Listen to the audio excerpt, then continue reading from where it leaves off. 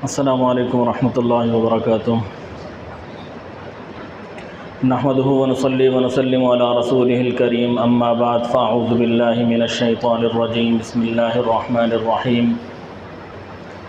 الف لام میم ذلک الکتاب لا ریب فیہ ھدی للمتقین، صدق اللہ مولانا العظیم۔ معزز سامعین گرامی قدر، مولانا سید تنزیل الرحمن شاہ صاحب کے حکم پہ کچھ عرض کرنے کی جسارت کروں گا انشاءاللہ۔ حقیقت تو یہ ہے کہ ان کے ماشاءاللہ علم کے سامنے اور ان کے فضل کے سامنے اور ان کے تقوی کے سامنے اور ان کی جو خصوصیات ہیں ان کے سامنے تو میری کوئی حیثیت نہیں ہے، بلکہ جس طرح بھی یہ باتیں ارشاد فرما رہے تھے تو مجھے تو میرا دل یہ چاہ رہا تھا کہ بیان انہی کا ہو جائے، کیونکہ ماشاءاللہ ان کا علم مجھ سے زیادہ ہے اور ہر حوالے سے اگرچہ سال دو سال مجھ سے چھوٹے ہوں گے، لیکن علم کے اعتبار سے، تقوی کے اعتبار سے، اپنی دینی خصوصیات کے اعتبار سے مجھ سے یہ کہیں زیادہ آگے ہیں۔ یہ تو میں ان کے سامنے ان کی تعریف نہیں کر رہا، یہ حقیقت بتا رہا ہوں۔ تو باقی ان کا حکم تھا تو میں حاضر ہو گیا۔ اکثر لوگوں کو پتہ ہے میں تقریباً کوئی 3 سال پہلے اسی مسجد میں نے بیان کیا تھا، اور 3 سال کے بعد آج بیان کر رہا ہوں۔ یعنی 3 سال میں نے کہیں کسی جگہ پہ، کسی فورم پہ، اس کرسی پہ یا اس مسند پہ یا سٹیج پہ نہیں بیٹھا۔ تو آپ خود ہی اندازہ لگا لیں کہ جس بندے کو 3 سال بعد زبردستی بٹھایا جائے تو وہ کیا بیان کرے گا۔ تو بہرحال ان کا حکم تھا کہ آپ کے بیٹے نے قرآن تراویح میں سنایا ہے، تو لہذا آپ ہی جو کلمات کہنے ہیں وہ کہیں۔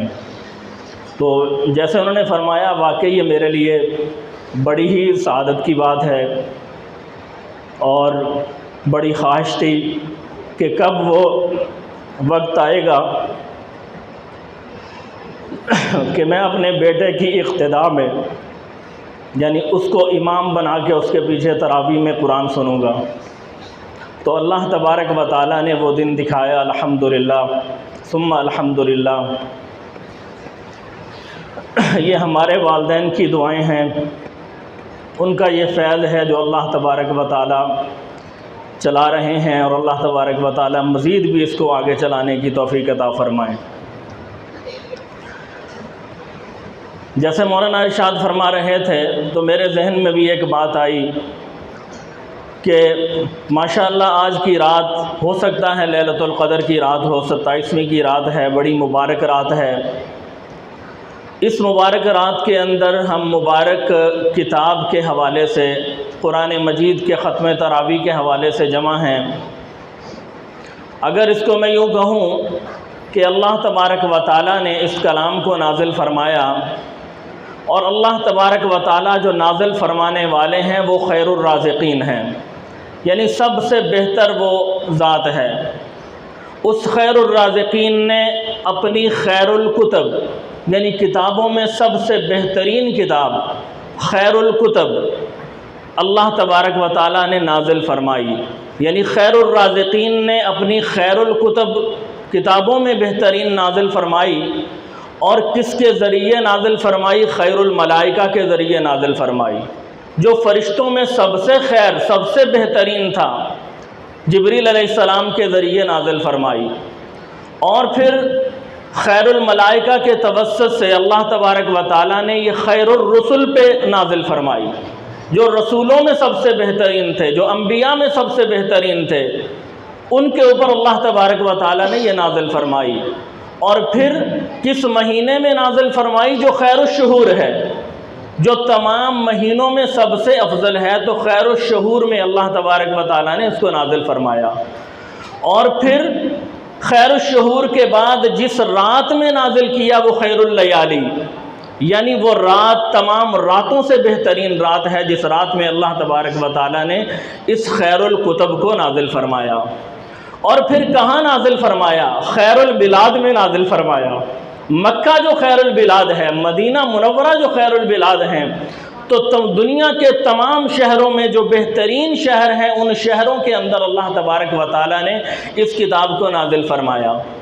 اور پھر اس سے اگر آگے چلوں تو اس قرآن کو خیر الرازقین نے خیر الکتب کو خیر الملائکہ کے توسط سے خیر الرسل پر، خیر الشہور میں، خیر اللیالی میں اور خیر البلاد کے اندر پھر کس امت کو دیا؟ کہا کنتم خیر امت اخرجت للناس، کہ تم بہترین امت ہو، یہ خیر امت ہے، اس کو اللہ تبارک و تعالیٰ نے یہ قرآن عطا فرمایا۔ اور پھر اس سے بھی اگر میں آگے چلوں تو خیر امت کے اندر اللہ نے فرمایا، اللہ کے نبی نے فرمایا خیرکم من تعلم القرآن وعلمہ، کہ تم میں خیر، تم میں بہترین وہ ہے جو قرآن کو سیکھتا ہے اور اس کو آگے سکھاتا ہے۔ یعنی اس کو میں دوبارہ اگر خیر الرازقین نے اپنی کتاب خیر الکتب کو اپنے بہترین ملائکہ خیر الملائکہ کے توسط کے ساتھ خیر الرسل کے اوپر نازل فرمایا، اور خیر البلاد کے اندر مکہ اور مدینہ میں نازل فرمایا، اور خیر الشہور مہینوں کے سردار کے اندر نازل فرمایا، اور خیر اللیالی راتوں کی سردار لیلۃ القدر میں، اور اس خیر امت جو بہترین امت تھی اس کے لیے پھر اس امت کے اندر بہترین کون تھا؟ جو اس کتاب کو سنبھالے ہوئے ہے۔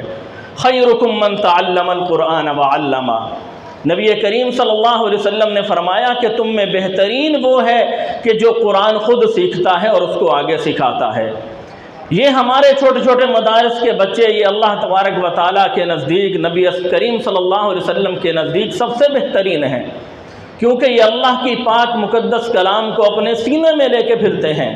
حالانکہ یہ قرآن وہ تھا، جیسے مولانا نے ارشاد فرمایا کہ لو انزلنا هذا القرآن على جبل لرأيته خاشعا متصدعا من خشیۃ اللہ، کہ اگر اس قرآن کو پہاڑوں پر نازل کیا جاتا تو وہ پھٹ جاتے، اس کا بوجھ نہ اٹھا سکتے، لیکن یہ کلام میرے پیغمبر صلی اللہ علیہ وسلم کے سینے سے ہوتا ہوا جب ہمارے پاس آتا ہے تو اس کے اندر وہ حرارت نہیں رہتی، یہ ایک ٹھنڈی چیز بن جاتا ہے، یہ ٹھنڈک ہمیں، یہ تازگی ہمیں دیتا ہے۔ اگر جیسے مثال کے طور پہ حضرت موسیٰ علیہ السلام، ان کی قوم نے اللہ تبارک و تعالیٰ سے اور موسیٰ علیہ السلام سے مطالبہ کیا کہ ہم اللہ کو دیکھنا چاہتے ہیں اور اس کا کلام خود سننا چاہتے ہیں، تو آپ نے یہ واقعہ سنا ہوا ہے جب موسیٰ علیہ السلام اپنی قوم کے 70 لوگوں کو کوہ طور پہ لے کے گئے، اللہ تبارک و تعالیٰ نے اپنی تجلی فرمائی تو کیا ہوتا ہے؟ بے ہوش ہو جاتے ہیں، کیونکہ وہ ڈائریکٹ اللہ کے کلام کو سننا چاہتے تھے، اور یہ ڈائریکٹ اللہ کا کلام اگر پہاڑوں پہ نازل ہو جاتا تو قرآن کہتا ہے وہ اللہ کے خوف سے پھٹ جاتے، لیکن وہ انڈائریکٹ پیارے نبی صلی اللہ علیہ وسلم کے سینے سے ہوتا ہوا جب ہمارے پاس آتا ہے تو آپ دیکھیں یہ چھوٹے چھوٹے بچے اس کو اپنے سینے میں محفوظ کر کے پھرتے ہیں، اور تراویح کے اندر پورے کا پورا قرآن وہ ماشاءاللہ سناتے ہیں۔ تو یہ قرآن کی خاصیت ہے، اللہ تبارک و تعالیٰ نے اس قرآن کو ہمارے لیے چنا کیونکہ اللہ نے ہمیں بہترین امت ارشاد فرمایا ہے۔ تو ماشاءاللہ قرآن تراویح میں قرآن پڑھا گیا اور تراویح میں قرآن سنا گیا، تو جس طریقے سے قرآن کے سننے کا ثواب ہے، جس طریقے سے پڑھنے کا ثواب ہے، اسی طریقے سے سننے کا بھی ثواب ہے۔ جس طریقے سے 10 نیکیاں پڑھنے پہ ملتی ہیں، اگر جو انسان غور سے، توجہ کے ساتھ، اخلاص کے ساتھ قرآن سنتا ہے تو اس کو بھی 10 نیکیاں بدستور ملتی ہیں۔ اگر ہم دیکھیں تو قرآن مجید کے اندر تقریباً 3 لاکھ حروف ہیں، تو وہ 3 لاکھ حروف کے اعتبار سے اگر عام دنوں میں بھی ہم اس کو ملٹیپلائی کریں 10 کے ساتھ، ایک حرف پہ 10 نیکیاں ملتی ہیں، تو 30 لاکھ نیکیاں تو سننے والے کو مل رہی ہیں، اور پڑھنے والے کا مرتبہ تو اس سے بھی بلند ہے۔ اور رمضان المبارک میں جب سنا جا رہا ہے تو پڑھا جا رہا ہے، علماء آپ کو بتاتے رہتے ہیں کہ رمضان المبارک میں درجات، نیکیاں کئی گنا زیادہ بڑھ جاتی ہیں۔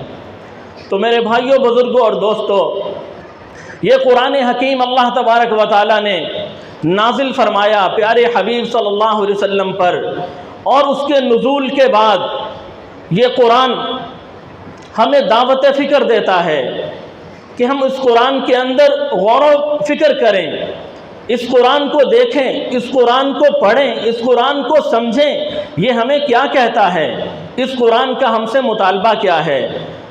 قرآن تو ہمیں کہتا ہے ان ھذا القرآن یہدی للتی ہی اقوم، کہ یہ قرآن تو سیدھی راستے کی ہدایت دیتا ہے ہمیں۔ تو وہ سیدھا راستہ کون سا ہے، وہ سیدھی راہ کون سی ہے، یہ ہمیں قرآن سے سیکھنا ہے۔ یہ تب تک ہمیں پتہ نہیں چلے گا جب تک ہم علماء کے پاس نہیں بیٹھیں گے، یا جب تک ہم قرآن کو پڑھیں گے نہیں اور اس کے ترجمے کو سمجھیں گے نہیں علماء سے۔ ورنہ ہم قرآن کو اسی طرح پڑھتے تو رہیں گے، نو ڈاؤٹ اس کا ثواب ہے۔ بلکہ میں ایک اور بات بتاؤں آپ کو، امام بخاری رحمۃ اللہ علیہ نے لکھا ہے کہ قرآن مجید ایک ایسی واحد کتاب ہے، واحد عبادت ہے۔ اگر انسان نماز پڑھتا ہے اس کے لیے نیت کی ضرورت ہے، دل کے اندر ارادہ ہو کہ میں کون سی نماز پڑھ رہا ہوں۔ بغیر نیت کے نماز نہیں ہوگی، بغیر نیت کے زکوٰۃ ادا نہیں ہوگی، بغیر دل کے ارادے کے حج نہیں ہوگا، بغیر دل کے ارادے کے روزہ نہیں ہوگا، باقی ساری عبادات بغیر دل کے ارادے کے وہ تسلیم نہیں کی جاتی۔ لیکن قرآن اور قرآن کی تلاوت ایسی عبادت ہے بغیر نیت کے بھی کوئی پڑھے گا۔ بلکہ امام بخاری رحمۃ اللہ علیہ نے تو یہاں تک فرمایا کہ جو شخص نیند کے اندر قرآن پڑھ رہا ہے اس کا بھی اس کو ثواب مل رہا ہے۔ اب کئی حافظ جو دن پورا قرآن پڑھتے رہتے ہیں، جن لوگوں کو قرآن سے لگاؤ ہے، وہ سو رہے ہوتے ہیں اور قرآن پڑھ رہے ہوتے ہیں۔ تو امام بخاری رحمۃ اللہ علیہ فرماتے ہیں یہ قرآن کی تلاوت واحد ایسی عبادت ہے کہ جو شخص نیند کے اندر بھی اس عبادت کو کر رہا ہے تو اس کو بھی اس کا ثواب مل رہا ہے۔ تو اس لیے ہمیں قرآن مجید فرقان حمید کے ساتھ اپنا تعلق پیدا کرنا چاہیے، انس ہو ہمیں اس کے ساتھ لگاؤ ہو، کیونکہ یہ کتاب ایسی کتاب ہے کہ جس کتاب کے پائے کی کتاب دنیا کے اندر موجود نہیں ہے۔ یہ قرآن ہمیں پہلے انبیاء کو معجزے ملتے رہے، وہ ان کی وفات کے ساتھ، ان کے دنیا کے جانے کے ساتھ وہ معجزے ختم ہو جاتے تھے، لیکن قرآن ایک ایسا معجزہ ہے کہ جو قیامت تک کے لیے جاری و ساری ہے۔ یورپ کے اندر ایک ویلفیئر سوسائٹی نے یہ سوچا کہ کیوں نہ ہم آفاقی مذاہب کو ایک جگہ پہ اکٹھا کر دیں، یعنی چلیں ہندو، سکھ یا دوسرے ان کو تو چھوڑیں، لیکن جو آفاقی مذاہب ہیں جیسے عیسائیت ہے، جیسے یہودیت ہے، جیسے اسلام ہے، کہ کیوں نہ ہم ان کو ایک جگہ پہ اکٹھا کر دیں۔ اس کے لیے انہوں نے علماء کو بھی بلایا، ججز بھی بلائے۔ تو جب بات ہونے لگی تو پہلا سوال یہ ہوا کہ تم کس کس انبیاء کو فالو کرتے ہو؟ یہودیوں نے کہا ہم حضرت موسیٰ کو فالو کرتے ہیں، عیسائیوں نے کہا ہم حضرت عیسیٰ کو فالو کرتے ہیں، وہ بھی اللہ کے نبی تھے، مسلمانوں نے کہا ہم محمد رسول اللہ صلی اللہ علیہ وسلم کو فالو کرتے ہیں، وہ بھی اللہ کے نبی تھے۔ دوسرا یہ سوال ہوا کہ یہ بتائیں کہ ان انبیاء کے ساتھ جو معجزات آئے، جو کتابیں آئیں، کیا وہ منون اب بھی موجود ہیں؟ اس پہ لوگ خاموش ہو گئے، کیونکہ مسلمانوں کے پاس ایک ایسی کتاب معجزے کی شکل میں موجود ہے کہ جو جیسے اتری ویسے ایز اٹ از اب بھی موجود ہے، اس کے اندر کوئی تبدیلی نہیں آئی۔ تورات میں تحریف ہو گئی، انجیل میں تحریف ہو گئی، زبور میں تحریف ہو گئی، لیکن قرآن ایسی کتاب جس کے اندر کوئی تحریف نہیں۔ یہ کل بھی معجزہ تھا، یہ آج بھی معجزہ ہے، یہ کل بھی لا شک کتاب تھی، یہ آج بھی لا شک کتاب ہے، یہ کل بھی بے عیب کتاب تھی، یہ آج بھی بے عیب کتاب ہے، یہ کل بھی اس کی حفاظت کا ذمہ میرے رب نے لیا تھا اور آج بھی اس کی حفاظت کا ذمہ میرے رب نے ان چھوٹے چھوٹے بچوں سے لیا ہوا ہے۔ یہ کل بھی عظیم کتاب تھی، یہ آج بھی عظیم کتاب ہے، یہ کل بھی دلوں کو منور کرنے والی کتاب تھی، یہ آج بھی دلوں کو منور کرنے والی کتاب ہے، یہ کل بھی لوگوں کو ظلمات سے نکال کے نور کے اندر لانے والی کتاب تھی، یہ آج بھی لوگوں کو اندھیروں سے نکال کے روشنی میں لانے والی کتاب ہے، یہ کل بھی لوگوں کو گمراہی سے ہدایت کی طرف لاتی تھی، یہ آج بھی لا رہی ہے، یہ کل بھی کفر سے اسلام کی طرف دعوت دیتی تھی، یہ آج بھی کفر سے اسلام کی طرف لا رہی ہے۔ کل بھی سائنس اس کو نہ جھٹلا سکی، آج بھی سائنس اس کو نہیں جھٹلا سکی اور نہ قیامت تک جھٹلا سکے گی۔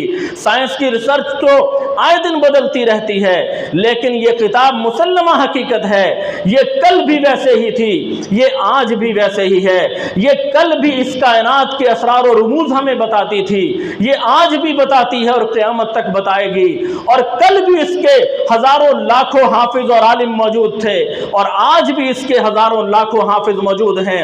جیسے کل صحابہ نے قرآن پڑھا تھا، میرے پیغمبر صلی اللہ علیہ وسلم نے قرآن پڑھا تھا الف لام میم سے والناس تک، آج بھی 1443 سال گزرنے کے بعد آج بھی یہ حافظ چھوٹے چھوٹے وہی قرآن پڑھتے ہیں جو میرے پیغمبر صلی اللہ علیہ وسلم نے اپنی زبان مبارک سے ادا کیا تھا۔ یہ ایک ایسا معجزہ ہے، اس کے اندر کوئی تبدیلی نہیں ہے۔ اس کے اگر معجزات کی بات کریں، اس قرآن کی حیران کن حقائق کی بات کریں تو بہت ساری چیزیں لوگوں نے اس پہ ریسرچ کی ہے۔ ڈاکٹر راشد مصر کے وہ اپنی کتاب میں لکھتے ہیں کہ جب میں نے قرآن کو دیکھا تو میں نے سورۃ المدثر کی تلاوت کی تو اس میں آیا علیہا 19 کہ اللہ نے جہنم کے نگہبان جو محافظ فرشتے ہیں ان کی تعداد 19 رکھی ہے۔ تو کہتے میرا ماتھا ٹھنکا کہ یہ جو 19 کا جو حرف ہے، جو لفظ ہے، 19 کا جو عدد ہے، یہ کسی عام وجہ سے نہیں ہے، اس کے پیچھے کوئی وجہ ہو سکتی ہے۔ کہتے میں نے اس کے اوپر ریسرچ کی تو مجھے پتا چلا کہ 19 کا جو عدد ہے وہ قرآن کی حفاظت کے اندر اس کا خاص مقام ہے۔ کہتے میں نے اور ریسرچ کی تو مجھے پتا چلا کہ بسم اللہ الرحمن الرحیم کے جو حروف ہیں وہ 19 ہیں، اور پھر بسم اللہ میں جو لفظ اسم استعمال ہوا ہے یہ قرآن میں 19 دفعہ استعمال ہوا ہے۔ لفظ اللہ جو استعمال ہوا ہے وہ قرآن میں 2699 دفعہ استعمال ہوا ہے، جو کہ 19 پہ تقسیم ہو کے 142 اس کا جواب آتا ہے۔ اور اس کے بعد جو لفظ الرحمن ہے وہ قرآن میں 57 دفعہ استعمال ہوا ہے، جو 19 پہ تقسیم ہوتا ہے۔ پھر لفظ الرحیم قرآن میں 114 دفعہ استعمال ہوا ہے، جو 19 پہ تقسیم ہوتا ہے۔ قرآن کی صورتوں کی تعداد 114 ہے جو 19 پہ تقسیم ہوتی ہیں۔ پھر اس نے کہا کہ ہر سورت کی ابتدا میں بسم اللہ الرحمن الرحیم کے 19 حروف موجود ہیں، لیکن ایک سورت ایسی تھی جو بسم اللہ کے بغیر سورت التوبہ نازل ہوئی، تو اس کی عددی تعداد کو پورا کرنے کے لیے اللہ نے سورت النمل کے اندر پوری بسم اللہ الرحمن الرحیم دوبارہ اتار دی۔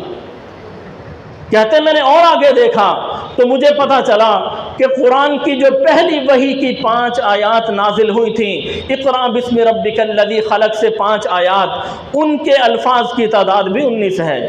اور قرآن کی جو آخری وحی سورۃ النصر نازل ہوئی اس کے الفاظ کی تعداد بھی 19 ہے۔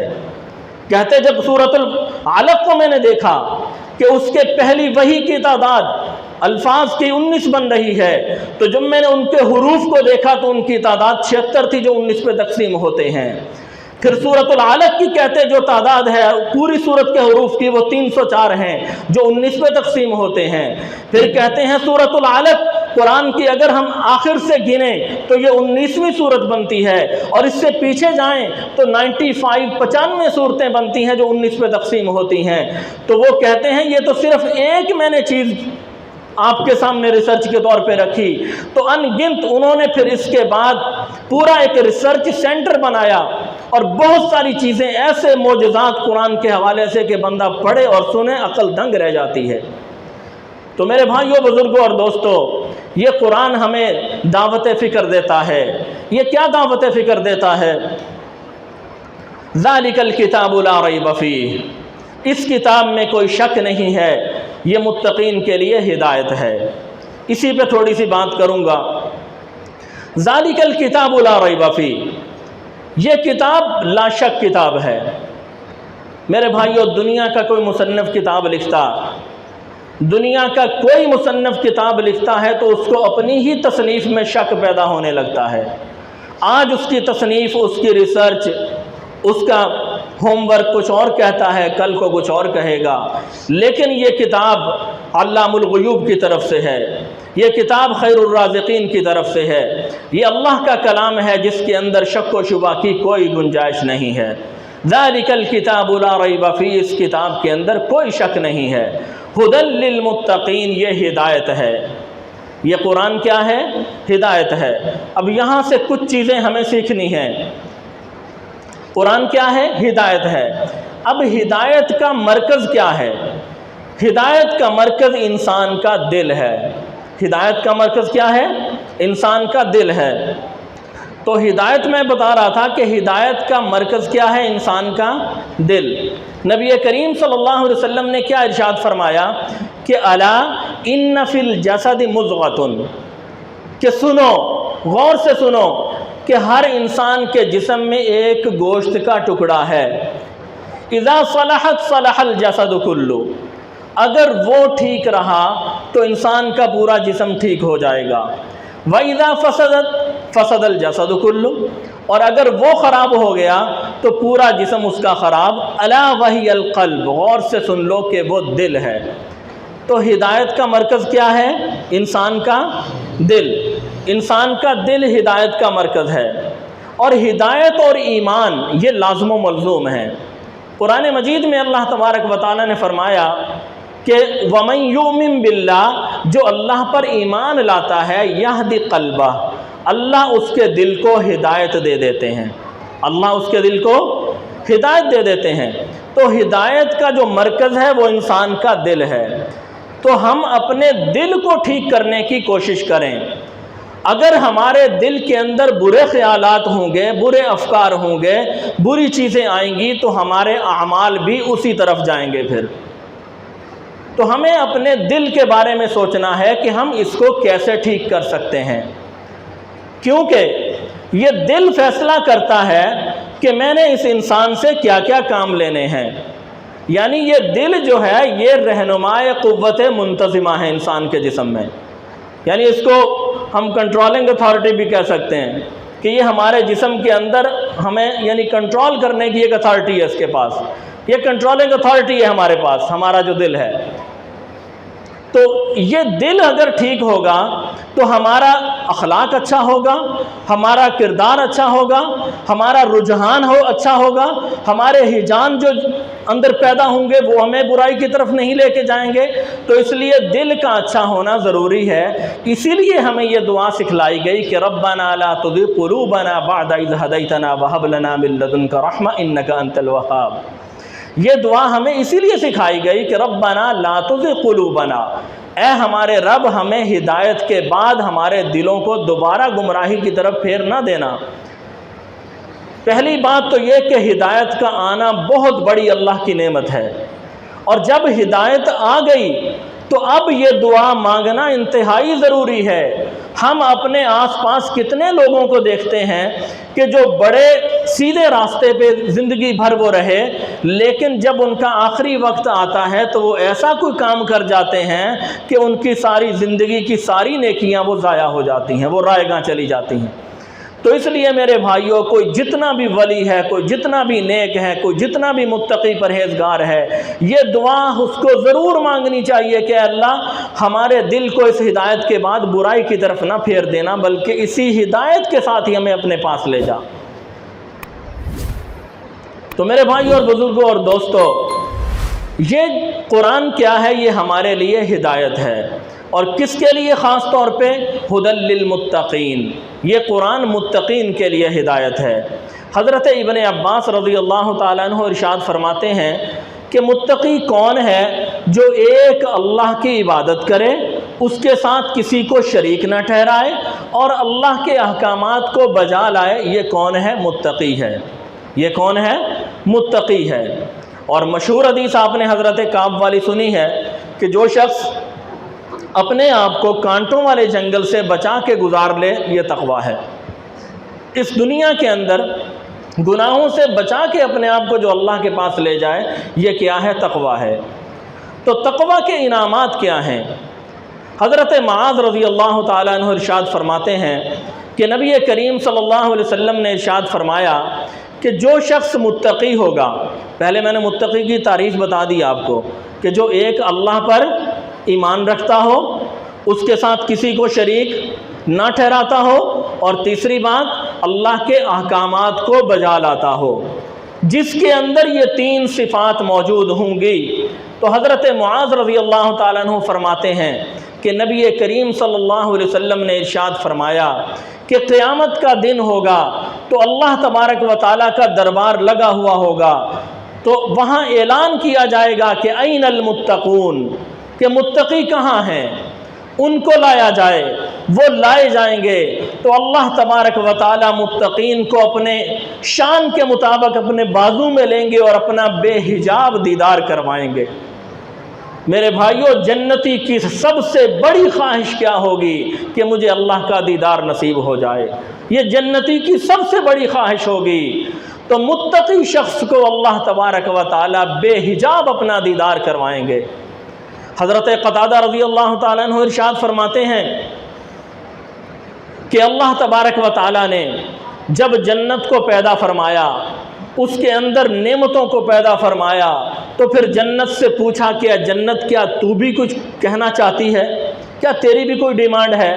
تو جنت نے فرمایا طوبیٰ للمتقین، خوشخبری ہے متقی لوگوں کے لیے کہ میں کتنی سجائی گئی ہوں ان کے لیے، کتنے میرے اندر باغات ہیں، کتنے میرے اندر روشنی کے قبے ہیں، کتنے میرے اندر موتی ہیرے جواہرات سے جڑے ہوئے ان کے لیے محل بنے ہوئے ہیں۔ تو جنت نے کیا کہا؟ طوبیٰ للمتقین، کہ متقی لوگوں کو خوشخبری سنا دو کہ میں ان کے لیے اس انداز سے سجائی گئی ہوں۔ پھر اس سے بڑھ کے ایک اور حدیث میری آنکھوں کے سامنے سے گزری، حضرت معاذ رضی اللہ تعالیٰ عنہ، غور سے سننا ذرا۔ حضرت معاذ رضی اللہ تعالیٰ عنہ کو نبی کریم صلی اللہ علیہ وسلم نے جب یمن کی طرف ایک معلم بنا کے بھیجتے ہیں، تو نبی کریم صلی اللہ علیہ وسلم کو حضرت معاذ کے ساتھ خاص انس تھا، خاص محبت تھی، چونکہ وہ قرآن کے بہت بڑے عالم تھے۔ تو آپ صلی اللہ علیہ وسلم حضرت معاذ کو مدینہ سے باہر تک چھوڑنے جاتے ہیں۔ حضرت معاذ سواری پہ سوار ہیں، پیغمبر دو عالم صلی اللہ علیہ وسلم پیدل چل رہے ہیں اور معاذ کو نصیحتیں کر رہے ہیں کہ معاذ وہاں یمن میں جانا تو بشروا ولا تنفروا، لوگوں کو خوشخبریاں سنانا، نفرت نہ دلانا، یسروا ولا تعسروا، لوگوں کے کام میں آسانیاں پیدا کرنا، مشکلیں نہ ان کی بڑھانا۔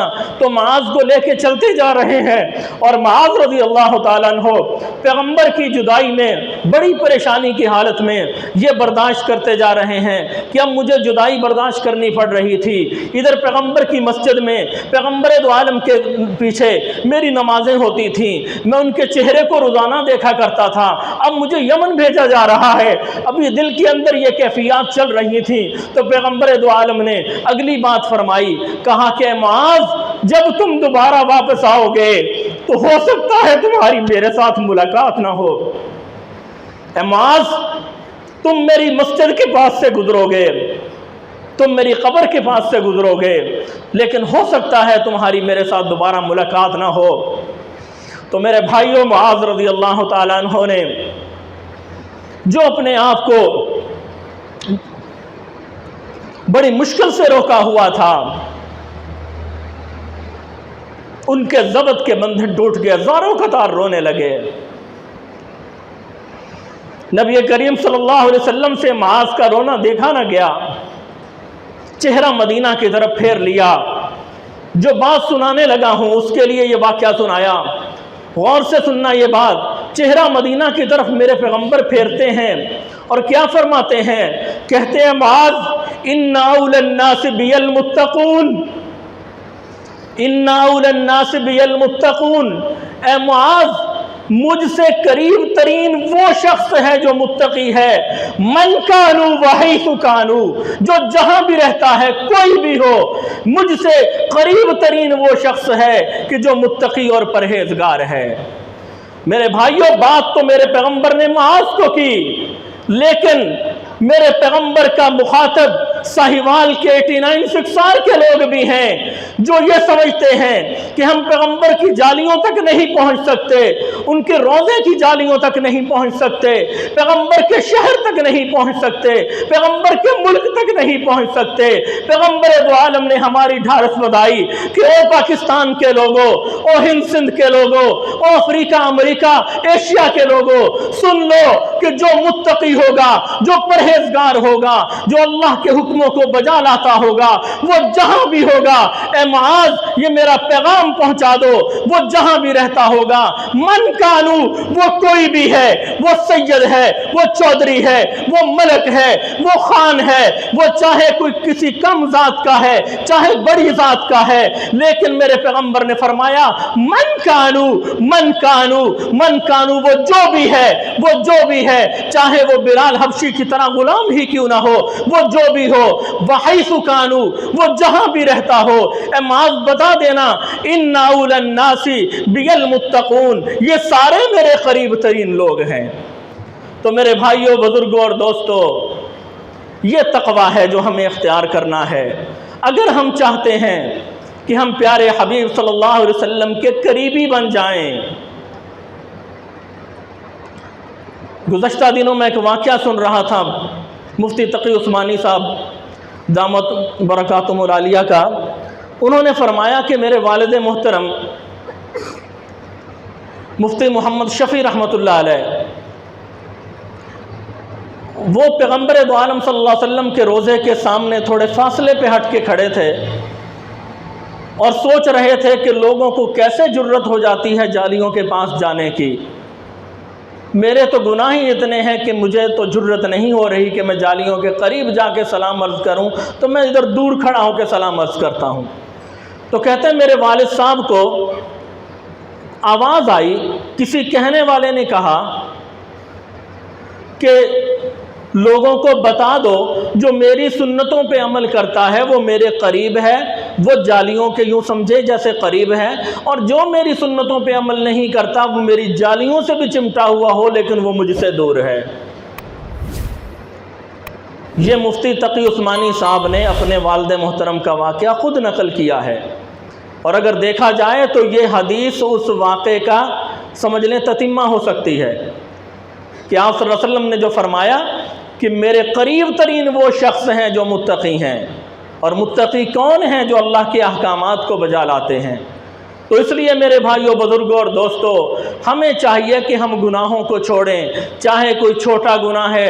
آج ہم چھوٹے چھوٹے گناہ کہتے ہیں اس گناہ کا تو کوئی مسئلہ نہیں ہے، تو چھوٹا گناہ، یہ تو چھوٹا گناہ ہے۔ ایک شاعر نے بڑی عجیب بات کہی، کہتا خلی الذنوب صغیرہا وکبیرہا ھذا التقی، کہ چھوڑ دو چھوٹے گناہوں کو بھی اور بڑے گناہوں کو بھی، ھذا التقی یہی تقویٰ ہے۔ خلی الذنوب صغیرہا وکبیرہا ھذا التقی، چھوٹے بڑے سب گناہوں کو چھوڑو یہی تقویٰ ہے۔ آگے اس نے اس کی وجہ بھی بیان کی، کہتا ان لا تحقرن صغیرۃ ان الجبال من الحصا، کہتا ہے چھوٹے گناہوں کو حقیر نہ سمجھو، لا تحقرن صغیرۃ، چھوٹے گناہوں کو کبھی حقیر نہ سمجھنا۔ کیوں؟ ان الجبال من الحصا، کہ یہ بڑے بڑے جو پہاڑ ہوتے ہیں یہ بھی تو چھوٹی چھوٹی کنکریوں سے بنتے ہیں۔ تو اس لیے میرے بھائیوں، ہمیں چاہیے ہم چھوٹے گناہ، ظاہری گناہ، باطنی گناہ، ہر طرح کے گناہوں کو چھوڑیں، تقویٰ اختیار کریں۔ 4 دن کی زندگی ہے، پیغمبر دو عالم صلی اللہ علیہ وسلم کے ارشادات کے مطابق ہم گزار لیں تاکہ قیامت کے دن ہم بھی پیغمبر دو عالم صلی اللہ علیہ وسلم کے قریبی لوگوں میں شمار ہو جائیں۔ اللہ تبارک و تعالی ہمیں تقویٰ کی توفیق نصیب فرمائیں۔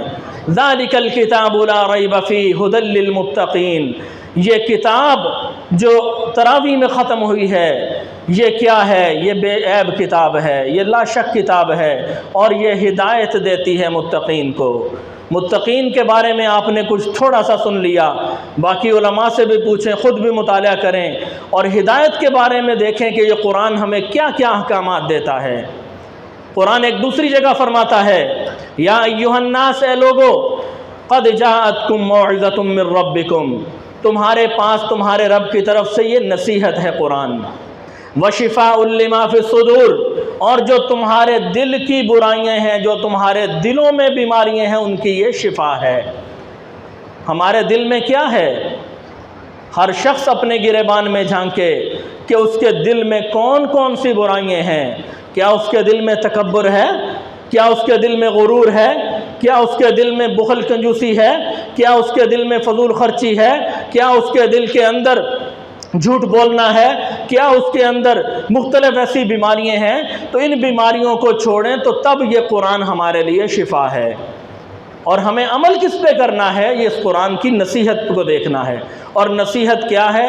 نصیحت قرآن نے ہمیں بتلائی ہے کہ اچھے جو اخلاق انسان کے ہیں یہ اس کے لیے نصیحت ہیں۔ تو میرے بھائیوں، بزرگوں اور دوستوں، وقت کافی ہو گیا۔ اللہ تبارک و تعالی ہمیں عمل کی توفیق دیں۔